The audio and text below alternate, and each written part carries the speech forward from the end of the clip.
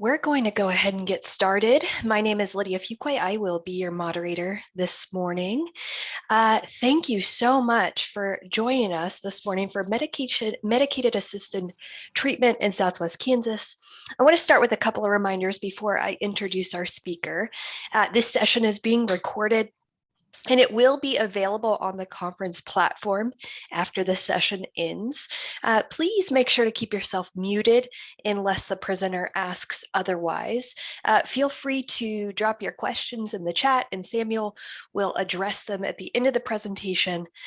Make sure to join the sessions live today because we will be doing a prize drawing from attendance within each session. So very exciting opportunity there. The conference is also offering free continuing education credits. So for more information on that, please visit the continuing education page on the conference platform. And with that, I'm very excited to introduce Samuel Gutchess this morning, who is going to share with you about medication-assisted treatment in Southwest Kansas. Samuel, thank you for being here with us this morning, and I'll turn it over to you. All right, thank you very much. So, like Lydia said, I'm Sam Gutchess, and I'm a nurse practitioner with Genesis Family Health, which is a federally qualified health center in Southwest Kansas. Our main headquarters is in Garden City, have clinics in Dodge City, Ulysses, and Liberal, Kansas. And what I'm bringing to you today is medication-assisted treatment in Southwest Kansas. I don't have any disclosures to report. Let's talk about objectives here. So the goal here is to help you understand what is medication-assisted treatment, or MAT for short, why we do it, understand the disease of addiction, understand Suboxone as a treatment for disease, understand the psychosocial aspects of addiction, understand the limitations and difficulties in medication-assisted treatment, and understand why every patient isn't necessarily successful.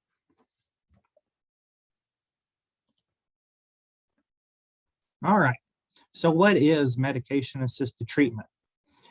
It is defined using the SAMHSA, or Substance Abuse and Mental Health Services Administration's definition, as the use of FDA-approved medications in combination with counseling and behavioral therapies to provide a whole patient approach to the treatment of substance use disorders. For me, the key word here is assisted. Medication isn't the only answer, it's part of the answer. And we will get further into that as we go along. It is clinical outpatient treatment, not emergency treatment, not inpatient detox. I'll discuss in more detail our program approach later in the presentation so that we can talk more about the things that it's not and the things that it is. Oftentimes, I will get patients reaching out to us for our program, and they've made the decision that they want to try Suboxone and they want to try it now. And our program doesn't operate that way. We need to basically establish to make sure that that person is correct for our program type. Medication-assisted treatment is FDA approved. It is highly regulated. For all providers, there are caps on your patient counts. It starts out at 30 patients after you have gotten your waiver in order to prescribe the medications. And after a year, you can reapply and increase that up to 100. I believe that there is some discussion right now about whether or not they'll allow for other increases. But for nurse practitioners and physician assistants, I believe our cap is still sitting at 100, whereas physicians can apply again and get a further raise to their cap. Examples of medication include Suboxone, which is what we do in our program, also Vivitrol, Subutex, and Methadone. So I've been doing this presentation at the county and state level for a little while now. Some of my things, the updates are not easily found or not processed yet. We operate behind a year or two for a lot of things. So this chart here is a little bit dated. It ends at 2018, but it does show the number of drug overdose deaths in Kansas versus all drugs. So we have all drugs versus all opioids. You see that was about half there. As we deal with the pandemic, still locally and nationally, we also have this ongoing opioid crisis. According to the American Journal of Managed Care, the arrival of the coronavirus in 2019 provided an unanticipated haven for the already formidable opioid epidemic. The COVID-19 related protective shelter-in-place orders have pushed individuals battling sobriety into isolation and have decreased access to treatment and opportunity for distraction from addictions. The addiction community is raising alarms that the current epidemiological climate alone is a risk factor for substance abuse relapse. So what they're talking about here is initially with the pandemic, things like NA, AA, those kind of meetings shut down, and a lot of patients or individuals struggling with substance use problems relied on those kind of services. Not all of our patients have access to the internet, access to computers, smartphones, things of that nature, where some of those kind of meetings continued. And so they were put at a much higher risk for relapse due to the lack of support systems in place during shelter-at-home orders.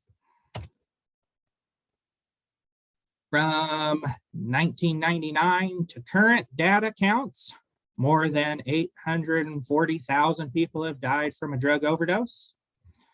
Around 70% of drug overdose deaths in 2019 involved an opioid. The overdose deaths have decreased 2017 to 2018. However, opioid-involved overdose has increased in that time. In 2019, nearly 50,000 opioid-related deaths, and nearly 73% of those were due to synthetic opioids. Okay. So this little graph here shows you that the overdose-related deaths to opioids in Kansas, it only goes up to 2018, unfortunately. I don't have any further data for this chart. And it is per 100,000 population in Kansas. So beginning in 2014, it was at 6.0 for 100,000. In 2015, you had to decrease to 5.4. In 16 and 17, it remained stable at 5.1, but then it began climbing again in 2018 to 5.7. This next chart here has been updated. And so we're currently sitting at 2020 numbers. You can see those darker colored states, they have a higher than national average of prescribing rate per 100 persons. These are prescriptions for opioids. And so this this graphic here shows where the prescriptions are originating at, not where they're being filled at. US prescribing rate average in 2020 per 100 persons was 43.3. And in Kansas, it was 59.8. So we were still above the national average. The last time I did this presentation, there were 11 states who had a prescribing rate greater than 64.1, and we were one of them. That was 2018 numbers. So we have improved, but we're still quite a bit higher than the national average. Next, we can look at the county level, and this is a zoomed in image of Kansas and all the counties there. The darker the county, the higher the rate. And you can see we have incredibly high rates in some of our counties. For my area where I have clinics at and patient populations, I went ahead and brought out a comparison there. The US average was 43.3. Finney County, where I'm currently sitting, is at 30.4 per 100 persons, which is a big improvement over the last time I did this. Ford County, on the other hand, which is where Dodge City is located, had a prescribing rate of 69.7. Seward County, which is where Liberal is located, was at 54.8. And then Grant County, which is where our Ulysses site is at, was at 23.3. Grant County has a smaller population and fewer prescribers there. So the disease of addiction, is it a choice? I often hear patients, family members, other prescribers talking about addiction in very negative connotation. They talk about addiction as a moral issue. People, they make bad choices should be punished. The thing with addiction is a disease. It's not a moral issue. The path to addiction may have been paved with bad choices, but addiction itself is a disease. I like this little graphic here with the 3 words, Kit Kat, lasagna, 1 word, diabetes. 1, that just makes me laugh. But 2, when we talk about diabetes, type 2 diabetics, oftentimes this is a lifestyle choice that led to the disease of diabetes. And we don't talk much about that because that lifestyle is accepted. It's not considered necessarily bad to eat unhealthy and not exercise, but we still treat that disease. Addiction is the same thing. It started out with choices being made, but the addiction itself creates changes in the brain. Addiction is like other diseases. It's preventable, it's treatable, it changes your biology, and if untreated, it can last a lifetime. So here we have the imaging of a brain, a healthy brain versus a drug abuser's brain. In this instance, it's a cocaine abuser. And another image here of a healthy heart and a diseased heart. You can see that both things have caused change. Further images here, just to reiterate this, you can see functional changes in an addict's brain, as well as structural changes. And then here is a new graphic I located that shows the difference in dopamine receptors in different kinds of addiction versus a healthy brain. And what you're looking at there is the red highlights. And you can see in cocaine, meth, alcohol, and heroin, there is significantly less of that red there. So, Suboxone is treatment for disease. Suboxone is a partial opioid agonist. It's long acting. we have here the mechanism of action. And then I have a little graphic that kind of breaks out Suboxone versus methadone versus Vivitrol.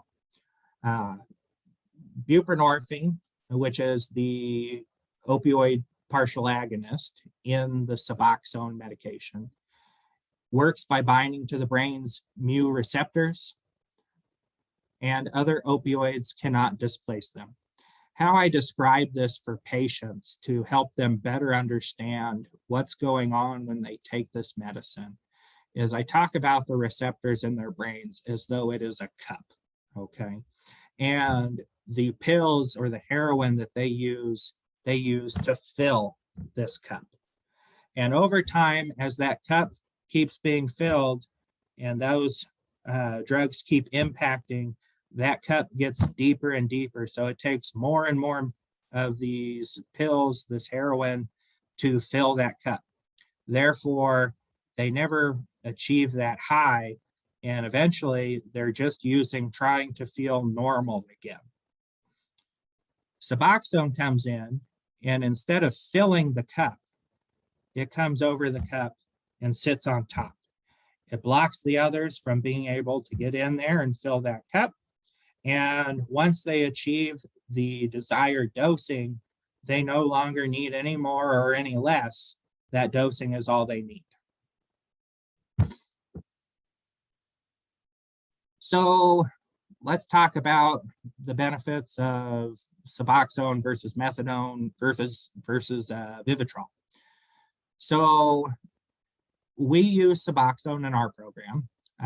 Methadone and methadone clinics, they're a lot more regulated, so it's not very beneficial for our population out here. But on top of it, methadone, it doesn't have a cap for how much you can go. Typical dosing is 40 to 120 milligrams, but it doesn't have an actual max, so you can keep going up.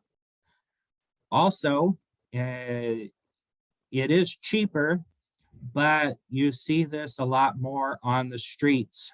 Drug dealers try to get into methadone programs so that they can turn around and sell the methadone on the street for the individuals who don't want to continue the heroin or the pills, or if they happen to be out of pills or heroin, this is a way that they can keep their customer base from withdrawing. Suboxone, like I said, is also long-acting, but it has a minimal dependence potential. The average dosing runs between $80 and $180 a month. There's some variability there, which pharmacy they go to, and what kind of insurance coverage they may have. One of the nice things that we have out here is CKF, which is Central Kansas Foundation. They are a program that gives coverage to our uninsured patients and helps them pay for their treatment, their medication, and also helps them continue behavioral health side of treatment, counseling, group counseling, things of that nature. I know that several of you who are in here are part of the CKF program, and I really appreciate you guys. You help out my patient population a lot. Okay, let's go back to this. So we got Suboxone, we got the methadone, and then we got the Vivitrol. Vivitrol is the naltrexone, and it has a shorter half-life, or I'm sorry, a longer half-life, but it is an antagonist. So it is good for the individual who is not using and who needs something there to keep them from ever using. If they use while they have this in them, they'll have negative effects immediately. So it's a once a month injection. The problem here is that it is very expensive, between $1,300 and $1,500 a month usually. But there is no dependence or overdose potential with it.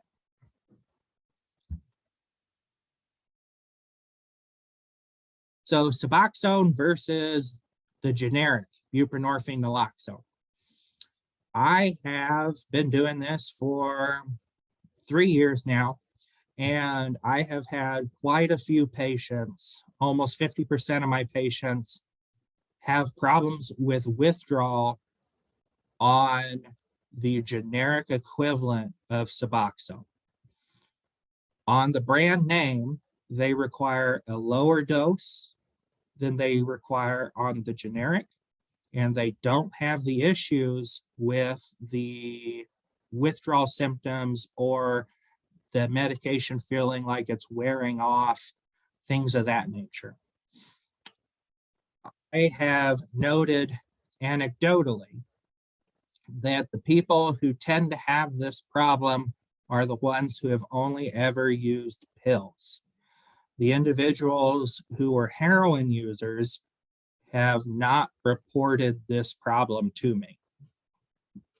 Now, I haven't read anything that differentiates that, but insurances do recognize this, and if you state that they failed on the generic, you will get approval on a prior authorization for the brand name.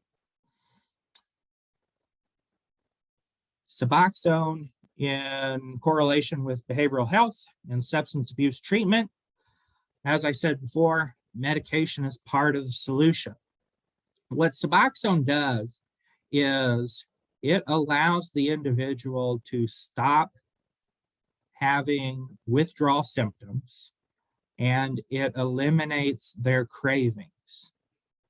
This stabilizes the patient and allows them to start resuming a more normal life where they don't have to focus on when they can get their next fix, how they're going to be able to scrounge up enough money to buy more pills or to get more heroin, that kind of thing.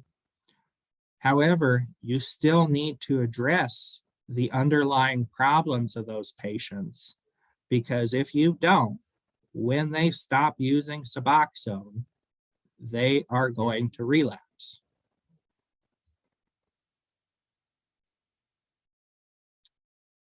The psychosocial aspects of addiction.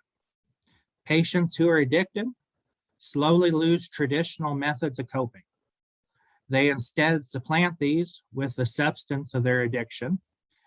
This can be seen in a very common addiction, tobacco and nicotine dependence. People who smoke will often smoke immediately after a stressful event. This is their means of dealing with the stress. The same goes for opioid users. They use opioids to deal with stressful stimuli and or to provide energy to make it through their day. And I have a lot of patients who tell me that they used it in order to feel enough energy so they could just continue working, continue making it through the day. I had a recent patient who reported that when he was with his now ex-girlfriend, she overdosed on his pills. He had to perform CPR, was able to get her aroused again, and then he took her to the ER. And immediately after that, he left her there and went and got more pills and used. That was his means of dealing with what had just happened. He no longer had the ability to just process or any other means of coping with that stress. Another key maladaptive behavior that is learned in addiction is lying. Addicts know that their addiction is not socially acceptable, and so develop means to perpetuate their addiction without letting others know there's a problem. So as a prescriber, or anybody involved in a medication-assisted treatment program, you need to be aware that the individuals that you are seeing can and will lie to you. One of the things that I learned early on as a nurse practitioner, and it's kind of a golden rule, is that everyone always lies. If you keep that in mind when you are taking care of patients, then you will be much less likely to be fooled or for them to convince you of something that otherwise you would have believed.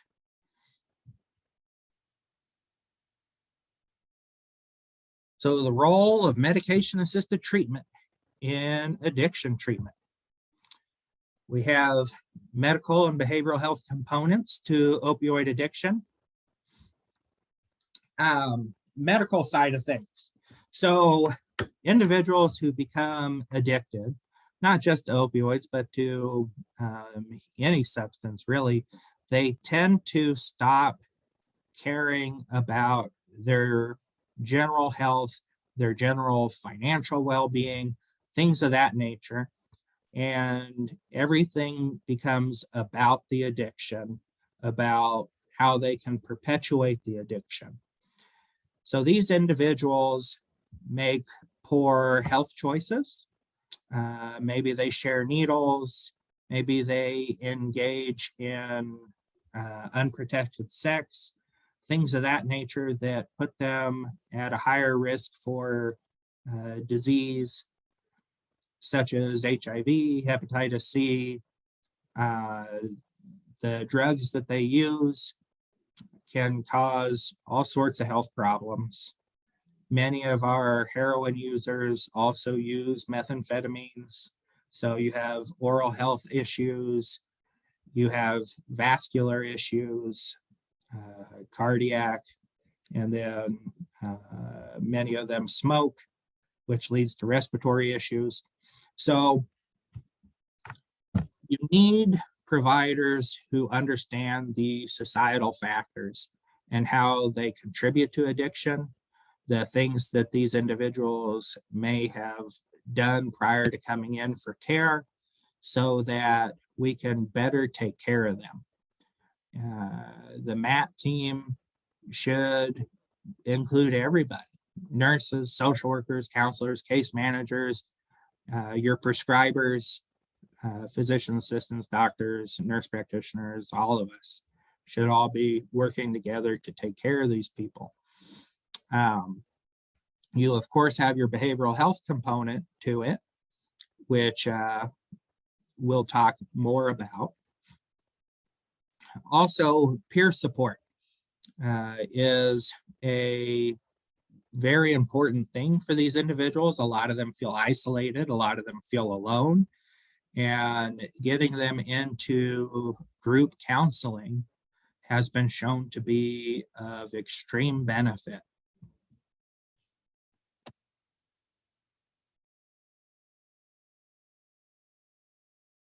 So limitations and difficulties. Cost. Treatment can be expensive. As a community health center, we offer a sliding fee schedule to our patients. This is based upon income and a few other factors. Minimum cost for a visit with me, and then later group therapy, we usually do that on the same day, is $70. Then you have the cost of medication on top of that. Not all insurances will cover the cost of the visit with me, the cost of the visit for a drug screen, or the cost of the drug screen, or the cost of the visit for the individual or group therapy. And not all insurances will cover the cost of the medicine. Depending on what other health conditions they may have other costs involved with that. And to top it off, people who are newly recovering often have a lot of things financially that they need to work on. I have had individuals come and they're more than a year behind on their mortgage payment. or they've been spending every dime that they can scrounge on pills, and they don't have a car anymore, they don't have a phone anymore, they don't have a home anymore, they don't have water, they don't have electricity. So financially, it is a huge burden. Pharmacies, let's talk a little bit about that. So my wife's a pharmacist, so I'm going to rag on them just a little bit. At times, pharmacies can act as a barrier. Generally speaking, patients can't fill their prescriptions early, meaning more than 2 days or so before the end of the time of their last fill. Now, oftentimes that's an insurance thing, but it also, I have seen, is a general rule of thumb that is followed. And this can create a problem. So I'll create a scenario here so that I can better explain that. I'm limited on times and days when I can see patients. I have a fairly rigid scheduling policy that I have to adhere to because of other obligations in the organization. Patients are seen every 28 days once they're stabilized. I try to make up the difference by providing 30-day supplies to ensure patients aren't running out of medication prior to getting back to the pharmacy. If they run out of medication, they're much more likely to relapse. We don't want them to do that. So I do what I can to try to ensure that that isn't an issue. Sometimes your patients will have planned life events like vacations, weddings, funerals, things of that nature, and they'll be gone at a regularly scheduled appointment. We attempt to work with these individuals to allow them to lead fairly normal lives, meaning I may see them a week early and provide them with a month script to ensure that they can be gone for the next 2 weeks and not have to worry about medication. There are limited, I'll get into that in just a second. So when a patient has to be gone, they can't just transfer that script wherever they might be at. So if they can't pick up their medication in a timely fashion due to these kind of events, it can create an issue there for them. We also don't want patients to have tons of Suboxone lying around their house. These are addicts who are working on recovery. So we want to ensure that they have enough supply to not run out if something were to happen, but at the same time, not have so much that they could potentially start giving it to other people, selling it, or using a lot more than what they're supposed to be using. We have limited providers who can provide medication-assisted treatment. There's limited waivered providers. Of those who are waivered, there's even fewer who actually prescribe. I honestly don't know why people get the waiver, but then end up not prescribing. I'm sure there's many reasons, including not being comfortable with the regulations or rules, or not being comfortable with the patient population. But if you choose to get the waiver, that is a benefit for your patient population.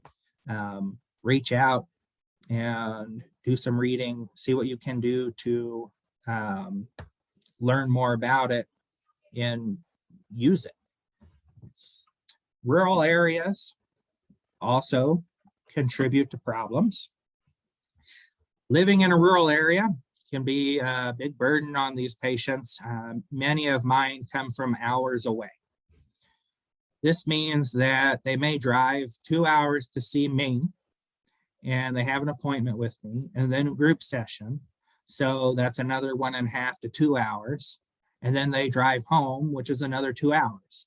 Basically, they've devoted an entire day to this every month. Not every workplace is understanding of that. And even fewer patients are willing to divulge why they need these frequent appointments with their workplace for fear of being fired. There's a big stigma, and a lot of these workplaces that the patients are at, they're not very friendly to the recovering addict.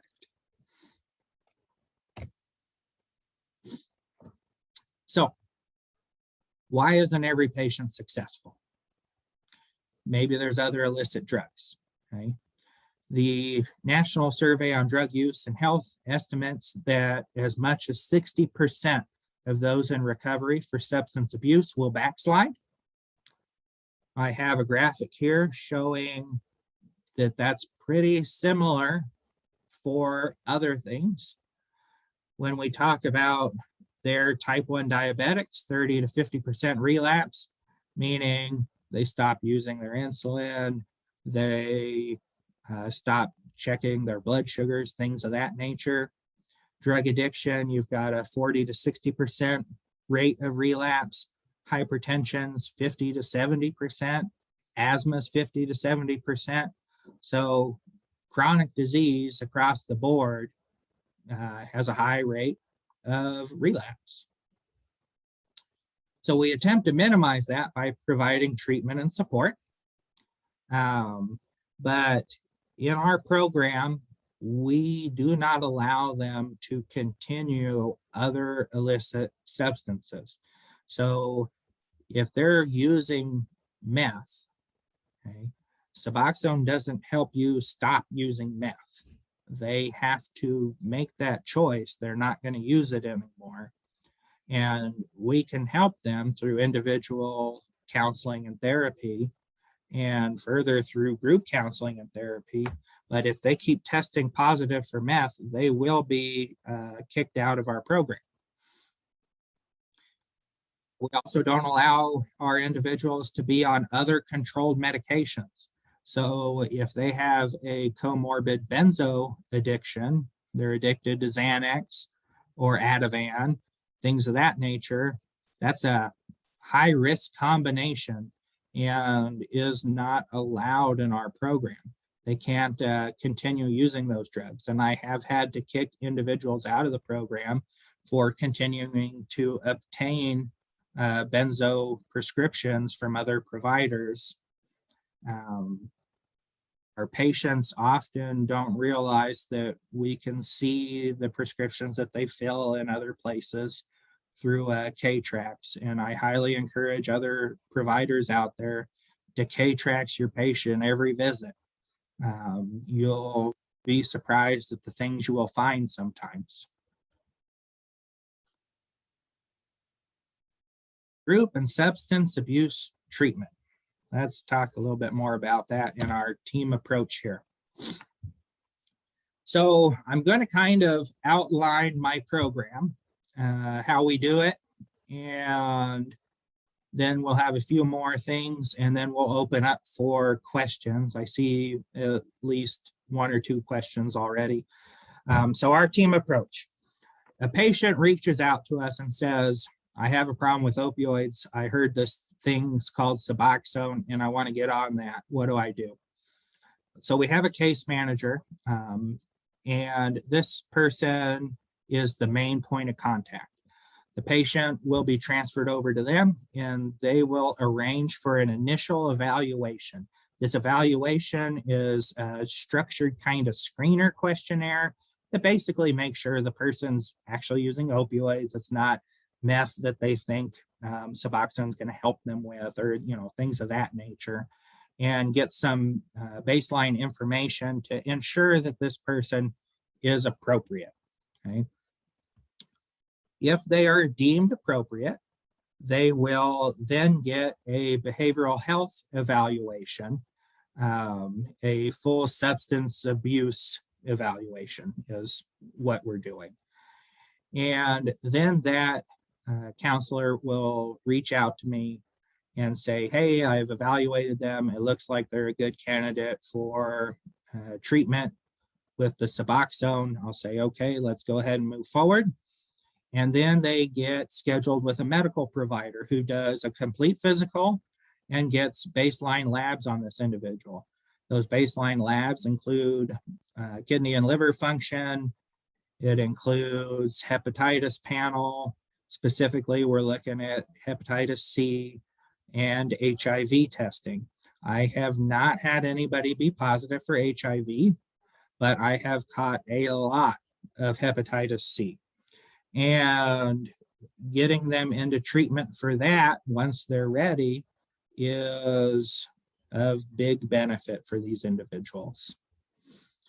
After we've gotten the physical done and then the lab work, I'll review that and make sure that everything looks okay, that they have adequate liver function.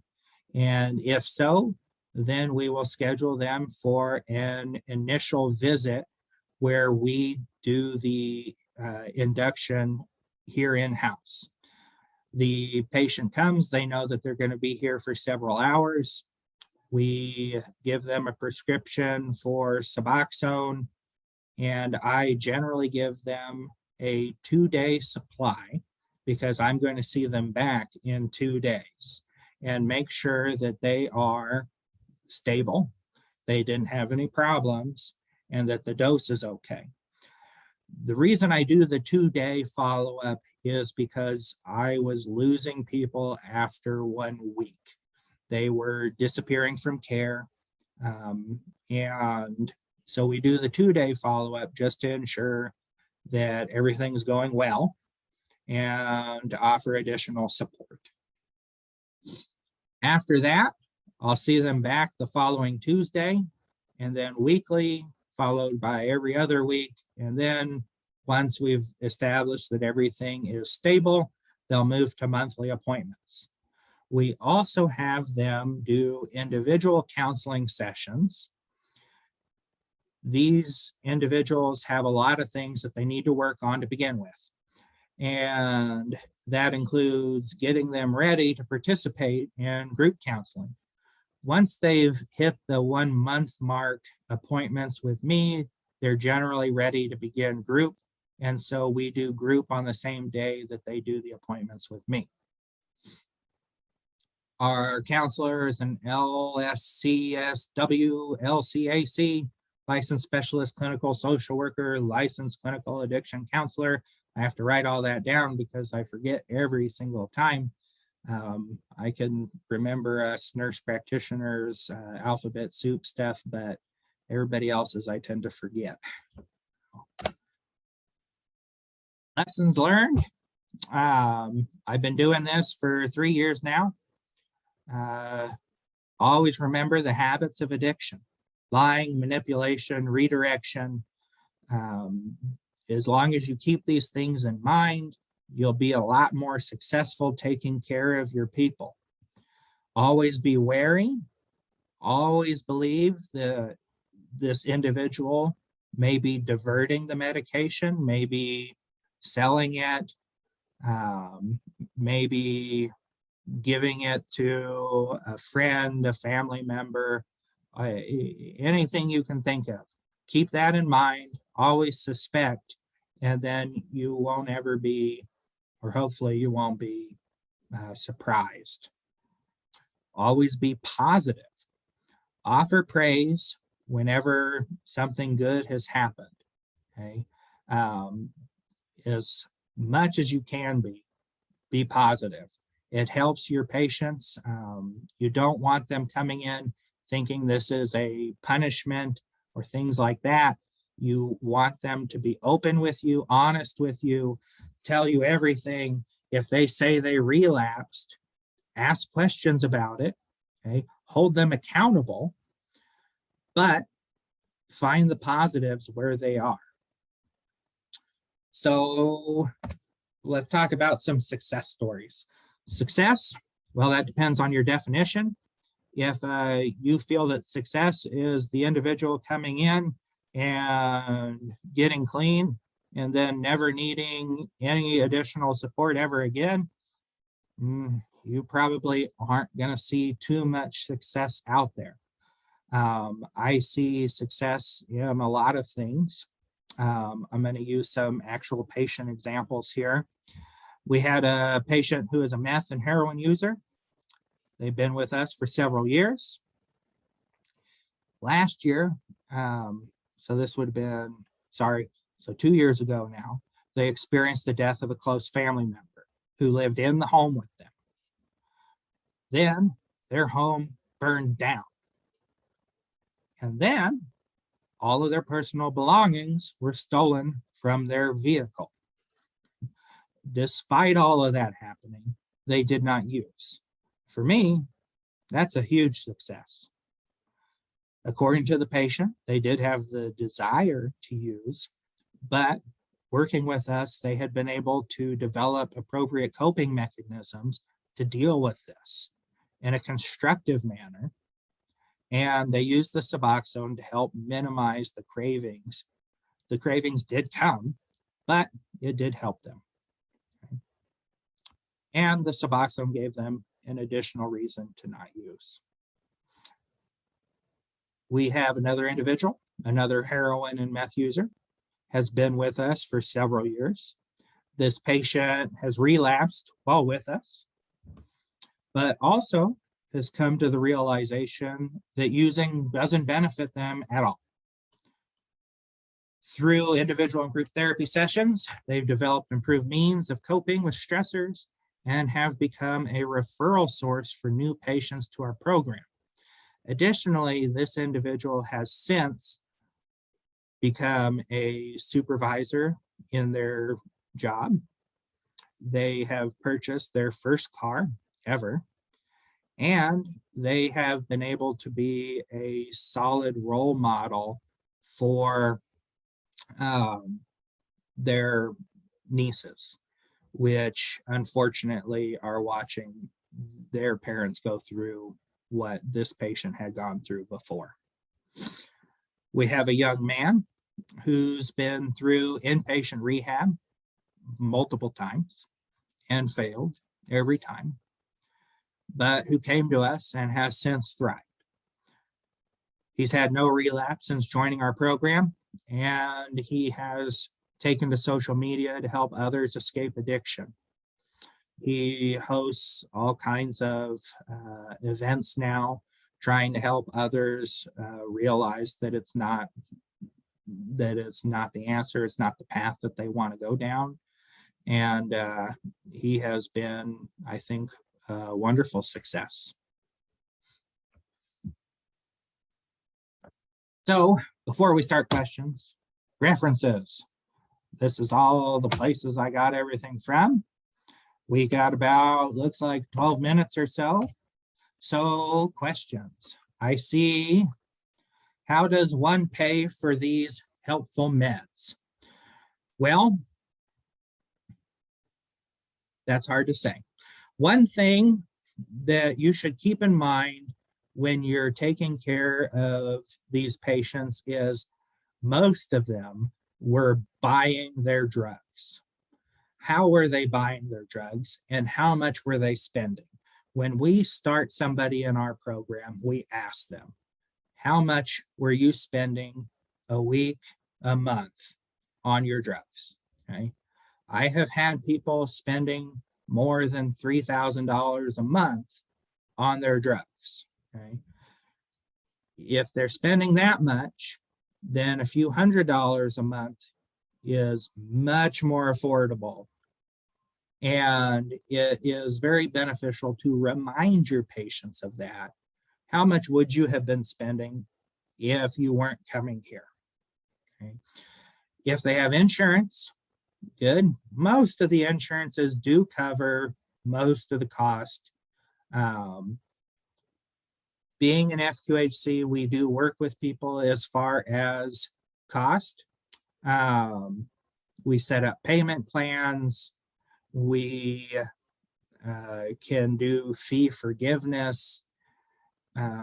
Also, FQHCs have the benefit of 340B medications, which are reduced cost medications, and we do have a pharmacy that we help people with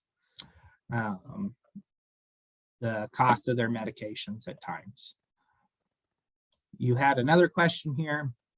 Can someone use Suboxone forever to prevent relapse? The answer is yes.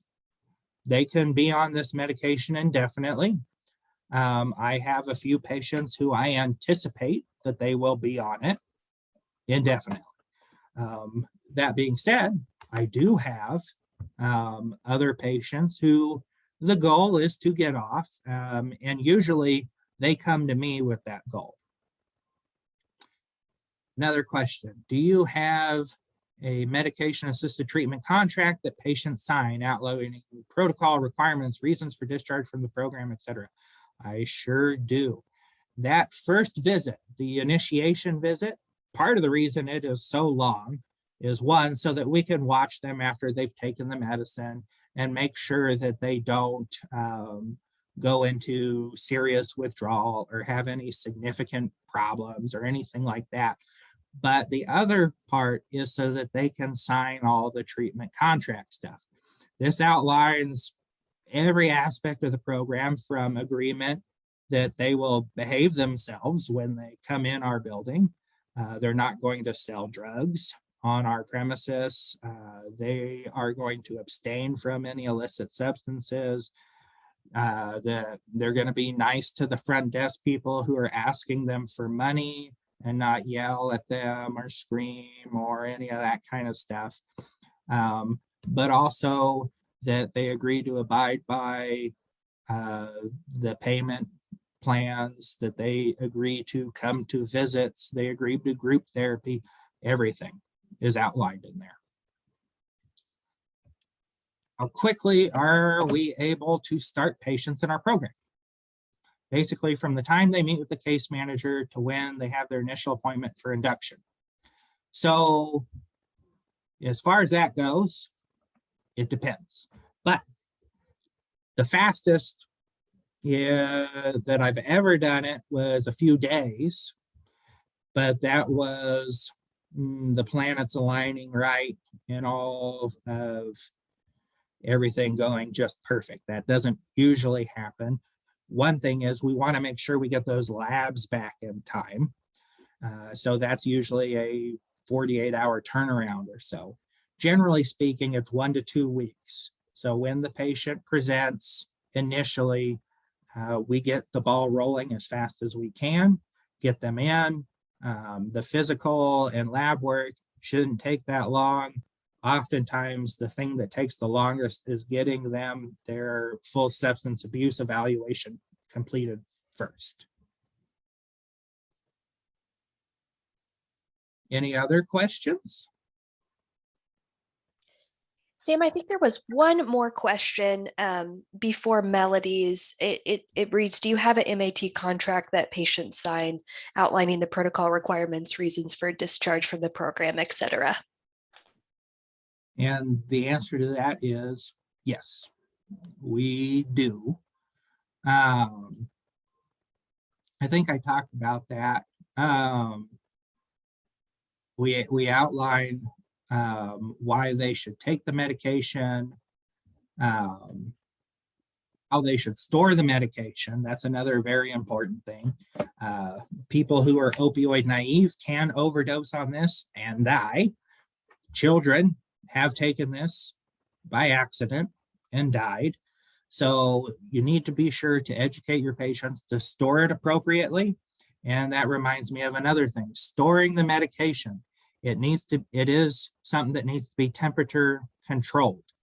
If it gets far too cold or far too hot, it interferes with how the medication works, and your patients will, one, hate the taste even more than they already do, and two, they will experience withdrawal taking the medicine.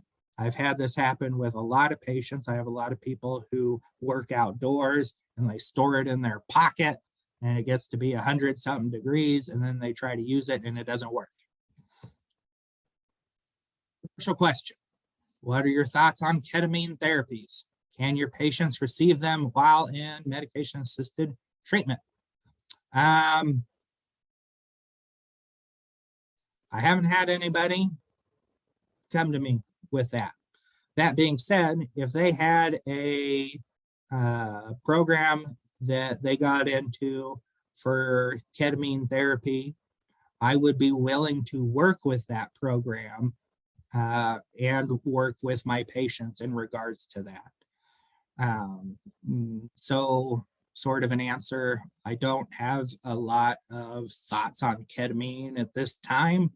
I'm kind of watching the literature to see how that goes.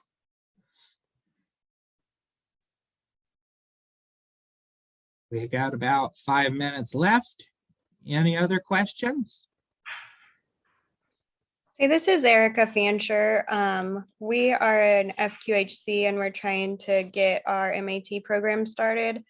And I was wanted to know, where do you put patients when you have to have them there for 2 hours? We're running into just the logistics of what rooms do we put them in and how do you kind of monitor them for that long? So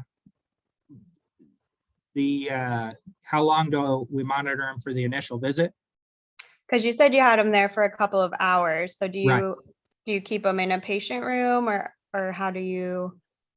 I'm actually sitting in the room where I keep them at. I have an office here with a couch, which is just a cheap futon that I got off of Amazon, but oftentimes they feel pretty bad. So when they first come in, because they do need to be in withdrawal to get started.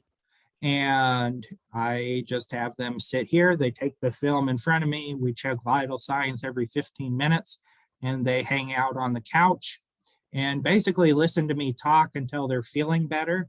Feeling better usually takes 15 to 45 minutes. And then by that time, they start to really engage. Okay, so you have an office and you basically stay in there with them. Yeah. Setup you guys have? I have, so I usually don't go through the paperwork with them. The case manager does.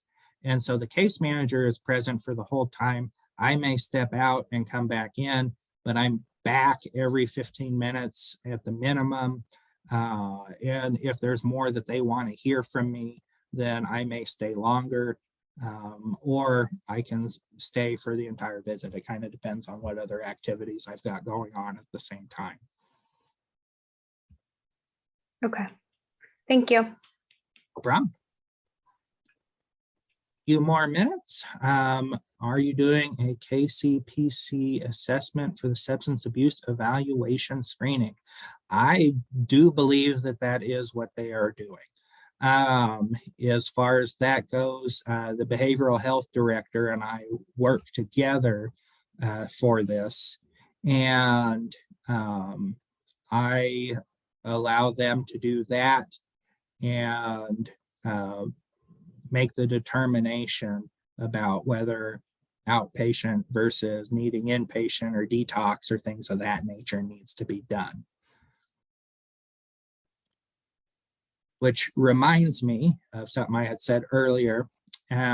Sometimes you will get individuals who they feel that they need this done now. This is a long-term commitment. It is not an instant fix. This is addiction treatment program.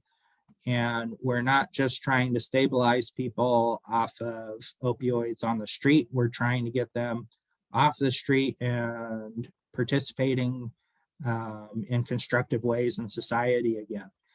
So I will get providers who see somebody over on the medical side asking for pills or things of that nature. And they need to know that this is a process. It's not an insta fix. Oh, we got one last minute.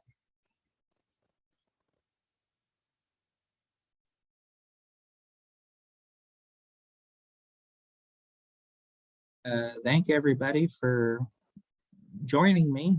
I really enjoy this topic. I enjoy doing this, and I enjoy taking care of this patient population.